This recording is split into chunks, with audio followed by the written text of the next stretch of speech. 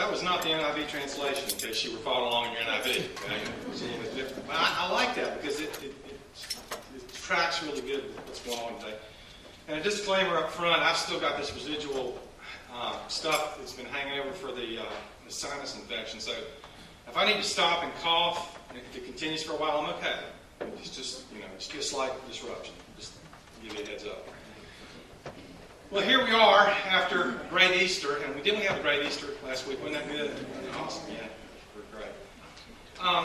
So if we're thinking about the resurrection, if you were going to ask people, what did the death and the resurrection of Jesus accomplish for his followers, you're probably going to get an answer 90% of the time, one of two ways, or maybe both of these.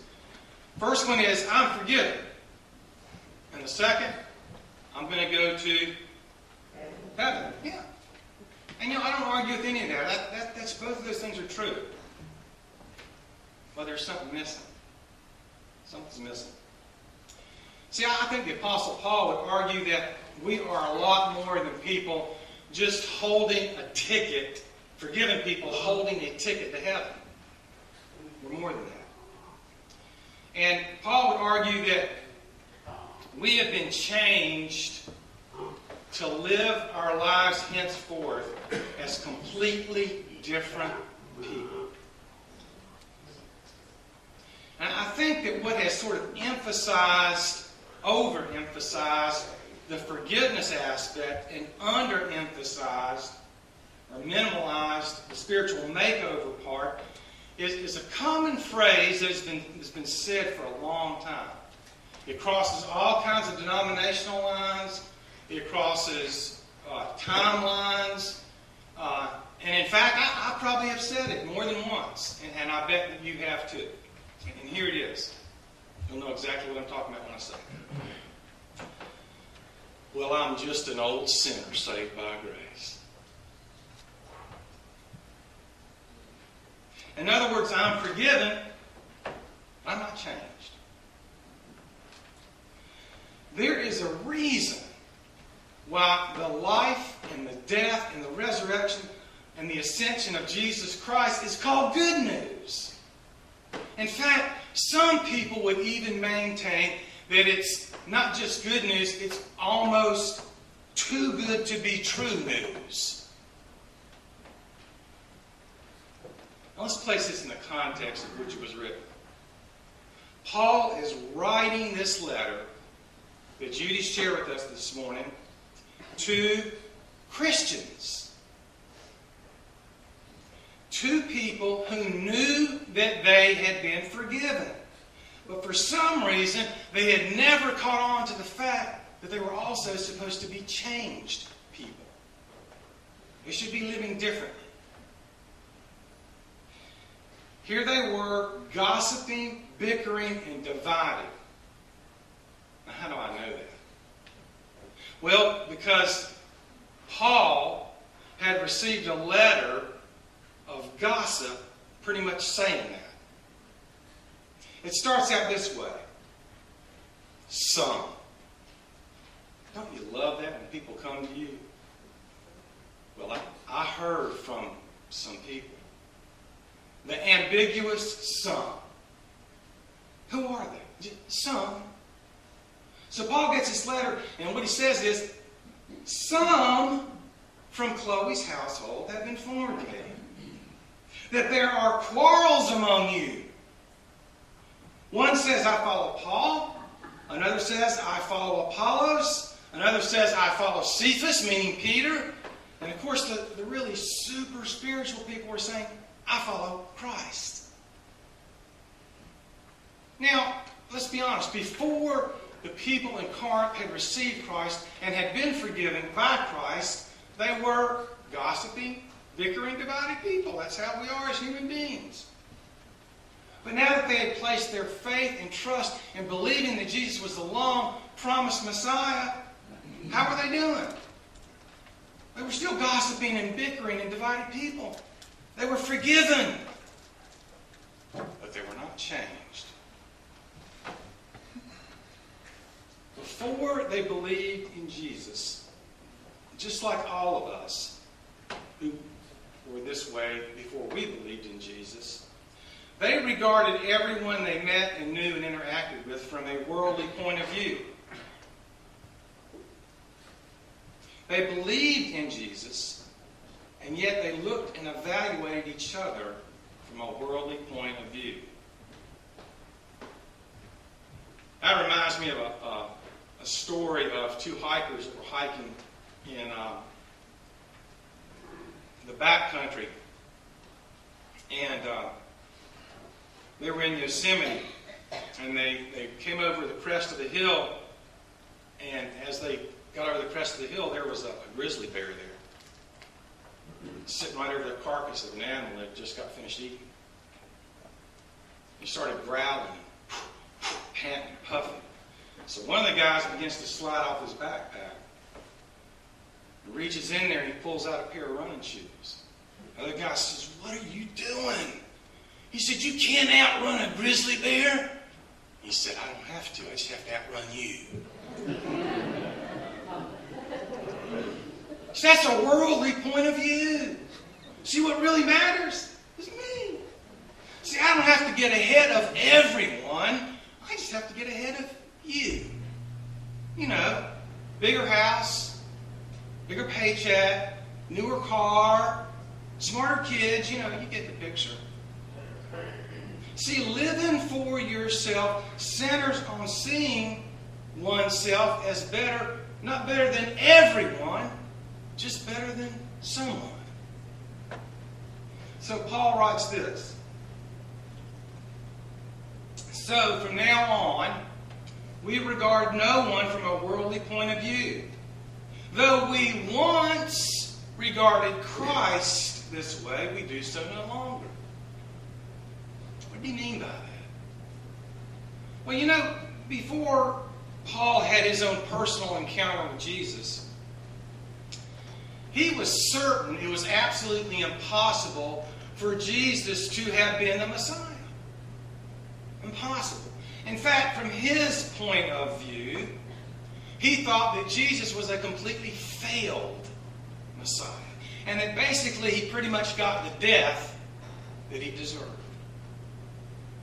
But see, after hearing the voice of Jesus in a blinding light on the way to Damascus to kill more Christians, his life was completely changed. Changed in the way he saw things. Changed in the way he thought about others and situations. Changed in the way that he reacted in those situations. Paul knew at that point he had been more than forgiven. He had been changed radically from the inside out. You see, the world wants to change us outside in. It's all about image, isn't it? All about appearances. All about your physical makeover. But Paul had had a spiritual makeover. And he couldn't live for himself for one more nanosecond after that. In Christ, Paul found out that everyone and everything looks different. That's because when we die in his crucifixion with him and we rise in his resurrection with him, every follower should be as different at that point as the dead Jesus who was laid inside that stone tomb is so different than the resurrected Jesus that walked through locked doors. Different. Paul writes, if anyone is in Christ, what does he mean by in him? In faith, in fellowship, and in followership, we are in Christ. And that makes the Scriptures just come alive for us. In his light, we see light. Or as Paul said, therefore, if anyone is in Christ, they are a new creation. The old is gone, the new has come.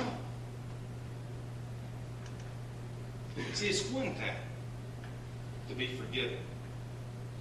Feels better. Takes a load off. But it's quite another to be forgiven and changed from the inside out. Nothing will look the same. Nothing can be evaluated the same. Paul puts it this way in writing to Rome, to the church of Rome. Do not be conformed any longer to the patterns of this world, but be transformed by the renewing of your minds.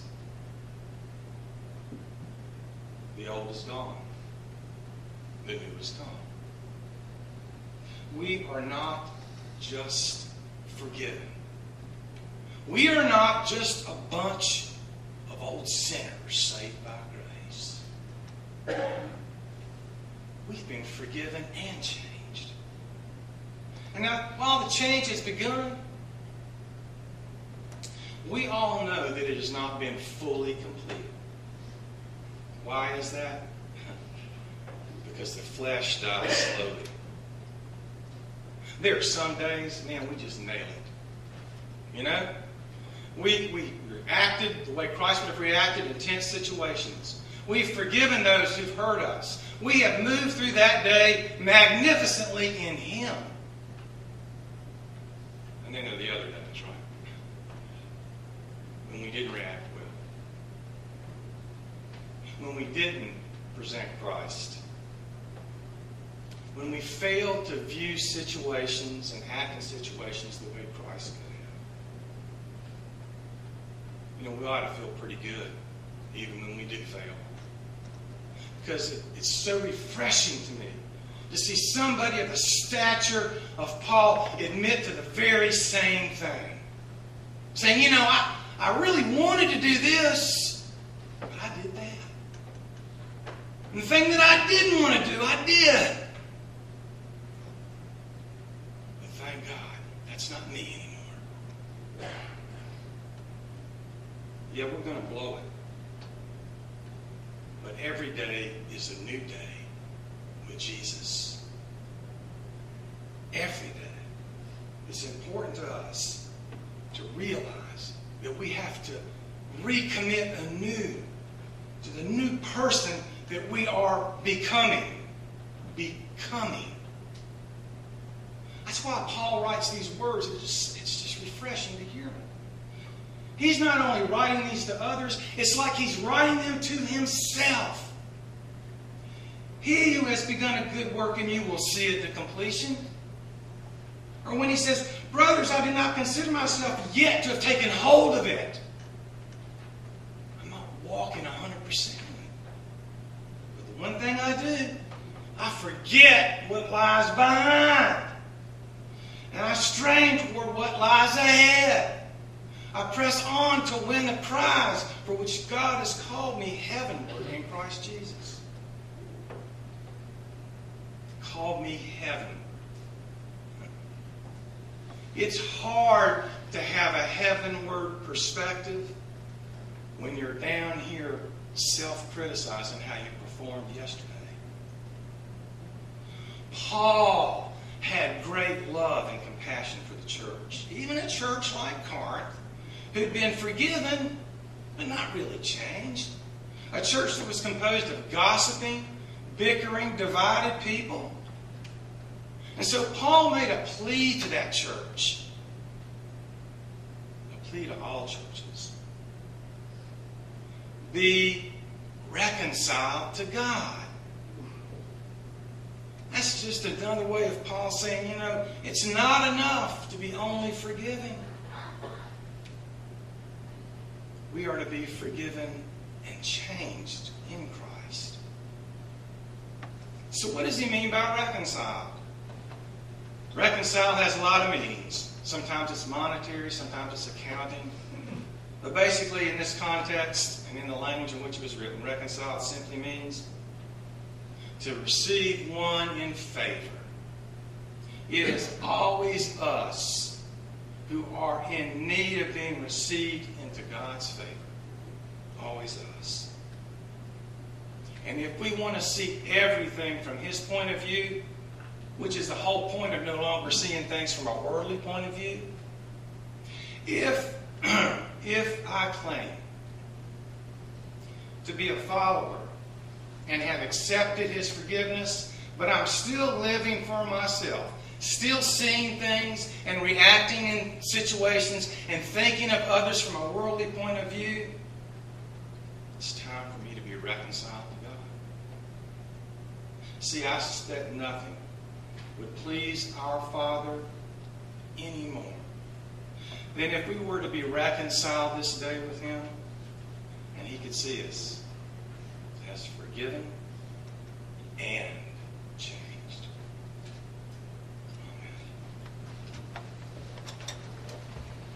Amen. Let us stand to sing our last song.